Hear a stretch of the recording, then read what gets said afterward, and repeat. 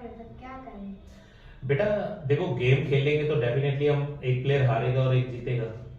और मैच को लॉस कर देना हार नहीं है। बेटा जब भी कोई हम मैच खेलते हैं तो उसमें दो चीज होती है, या तो हम जीतते हैं या हम सीखते हैं। और यदि हमने हारने के बाद उस मैच से कुछ सीखा नहीं तो वो हमारी हार है। यदि हम सीख रहे हैं तो ये समझ लो कि जो फ्यूचर में हमने जीतने हैं मैच, ये आज उसकी नींव रखी गई है। तो जीतने के साथ साथ हारना भी जरूरी है, हार से ही हम सीखते हैं।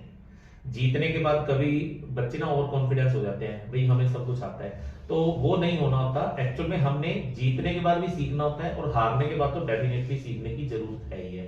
तो ये देखो कि उस मैच में आपने क्या गलती की और क्या सीखा।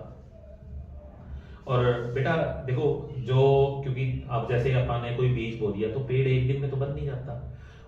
हर रोज बीज से पौधा बनता है, फिर बड़ा होता है, फिर बड़ा होता है। ऐसे ही बेटा हर रोज हम भी प्रैक्टिस करेंगे, खेलेंगे, सीखेंगे, तो एक दिन बड़े प्लेयर बन जाएंगे। तो जरूरत यह है कि हमने हार के बाद सीखा क्या, समझिए। यदि आप हारने के बाद अपनी गलती से कुछ ना कुछ सीख रहे हो तो वो आपकी एक तरह की जीत है, तो उसमें मायूस होने की जरूरत नहीं है। दूसरा बेटा, एक जिंदगी की और बात बताता हूँ। ये जिंदगी में ना हार जीत ये हमेशा लगी रहेगी। हमें सदा अपने इन मोमेंट्स को, अपने इन पलों को ना एंजॉय करना होता है। जब भी गेम खेलते हैं उसको एंजॉय करो साथ में, ठीक है।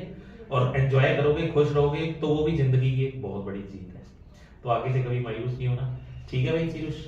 और और सर कभी बहुत बड़े बड़े टूर्नामेंट्स होते हैं उसमें हारे तो बहुत ज्यादा तो मतलब बड़े टूर्नामेंट्स में आप बेटा खेल रहे हो, यही अपने आप में एक जीत है, ठीक है ना।